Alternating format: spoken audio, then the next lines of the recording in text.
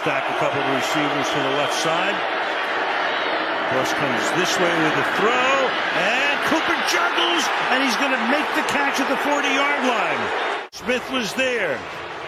Magical, magical. Unbelievable, off of Breeland's chest. Rush has thrown for 283 yards tonight. Closing in on 300. Cooper. Pick up a yard on this play. Over the middle. Elliott is going to take it for a first down and goal to the 4-yard line. This is a pure field goal. If they make that tackle, do not. It won't do you any good.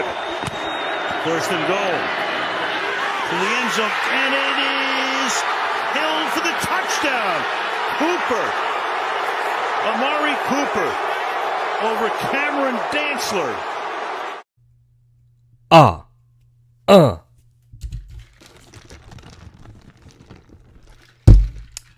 What a good play. Hell yeah.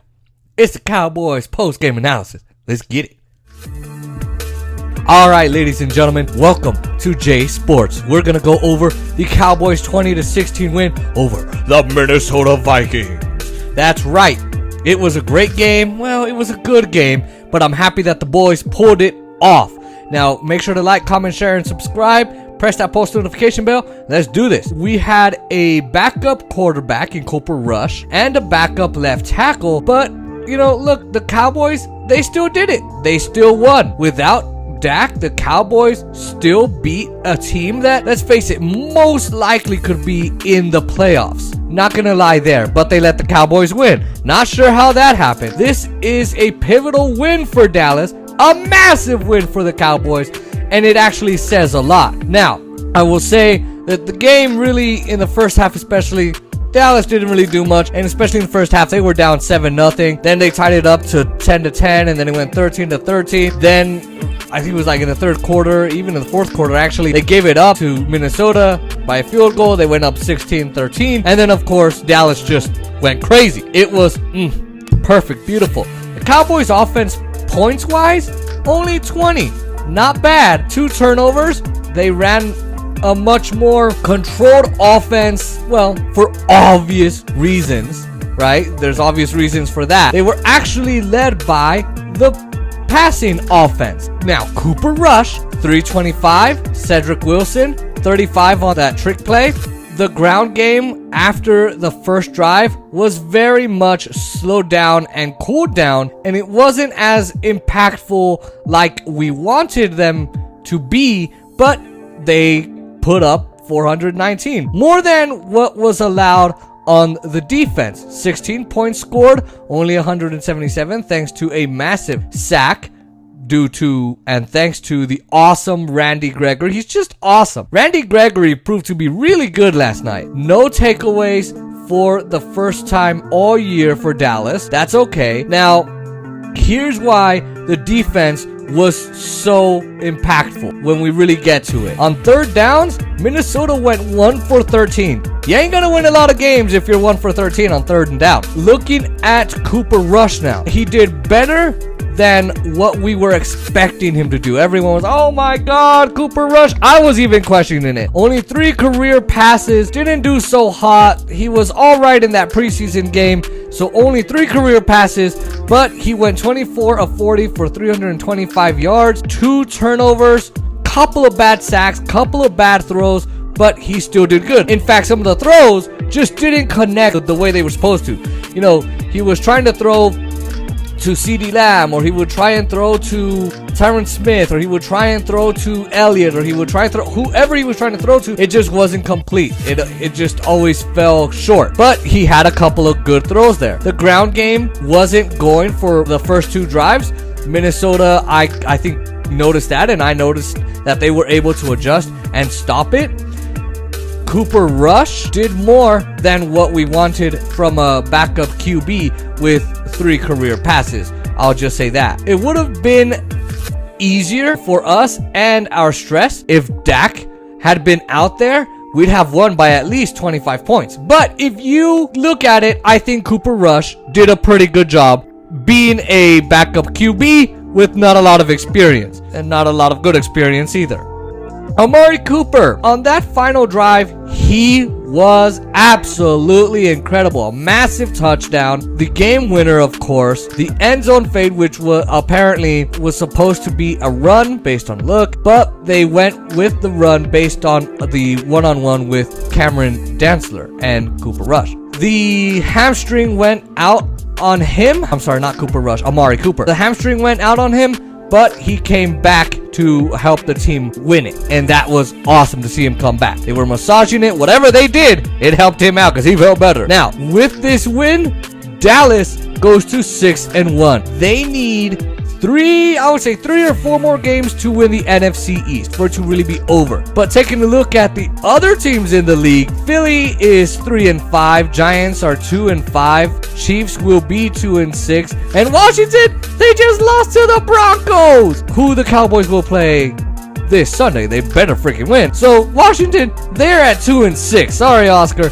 but you knew that was coming. And Oscar, it was a heartbreaking loss apparently, but it wasn't a terrible game like the previous ones that Washington played. The division fight is over, in my opinion. Dallas has it. What we need to do and where we need to be is where the Packers are listed. They need to be in the number 1 position in the NFL, and I'm talking about the Dallas Cowboys. Cowboys are also 7-0 against the spread this year, so that's pretty nice if you're the Dallas Cowboys and a Dallas fan as well. Let's talk Tyron Smith. Tyron Smith went out early. He left the game with a left ankle sprain, didn't return, so they're doing a reevaluation today, so we'll see what goes down there. Tyan Secchi was out there at left tackle. Now, sometimes you might think, okay, why him? Why it just wouldn't work? But this time it actually worked and they won. La'el Collins hasn't played left tackle for Dallas in the NFL. Terrence Steele, well, he may not be too trusted at left tackle, but if Tyron Smith is out, and knock on wood, hopefully he's not, then maybe it could be Collins and Steele being the 2 left tackles. We'll see there. Now Zeke, I really love Zeke. I always want to talk about Zeke every game. The ground game numbers for him weren't that great, but he also caught more passes for 23 yards. Now on the final drive, Amari Cooper went all out, badass, kicking some ass down the way. On 3rd down, Zeke caught a check down pass from Cooper Rush, and Elliott ran through the opposing defense. Now that is the type of play, if you're a team like the Dallas Cowboys, that you need your players to make when your franchise QB is out. That was a massive play by Zeke Elliott that I'm pretty sure helped the Dallas Cowboys win. For sure. Talking about Trayvon Diggs, moving on here. Oh man, he didn't have an interception, which I was so sad about. I was like, no, come on, man. Come on, Trayvon. Come on, Diggs. But he only had 3 catches or something like that, so he wasn't targeted much in this game. And that's because if you keep throwing to Diggs, he's going to get that interception. He's going to do whatever he has to do. So I think they realized that. Now, he left very late with an ankle injury. I think it was a tackle and the ankle flipped on someone else's or something like that. They're going to talk to us about that one. Anthony Brown actually played great. Not perfect as a corner, but that's okay. No corner is ever going to play perfect. He had 2 massive pass breakups on third down, a couple big time tackles, and I think it was his best game in a long time. He had a very strong showing, a good game for him. Now, for me, the defensive player of the game is Micah freaking Parsons. As an off-ball LB, he did well. It was his best game. There were some coverage lapses at some points, but he finished with 4 tackles for loss and 11 tackles. That means he played great. He was everywhere. I mean, even Tom Downey on the live stream was like, damn, he's everywhere. And he was.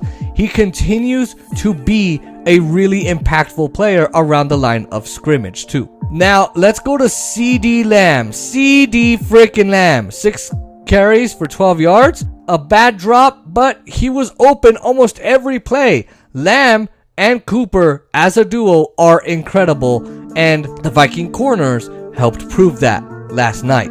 Now on special teams, that's a bit of an issue. That's a big problem for the Dallas Cowboys right now. You can blame John Fossil for that, but you can't blame him for Bradley and I when he went offside. That is completely his fault. It wasn't a perfect win, but they found it and got it, and I'm happy about that. Now, another injury here, Jabril Cox. I know Oscar wanted to see him as wide receiver. He got hurt in this game with a right knee injury, got taken out in crutches. We'll have an update for him on that. Now, if you like this video and you want to see more of what the Cowboys are doing, the NFL trade deadline is tomorrow. I think it's at 1 Eastern. Make sure you like, comment, share, and subscribe to the channel. Press that post notification bell. And also leave your comments down below. Are the Cowboys going to the Super Bowl? And if they are they going to win? And I will see you all soon.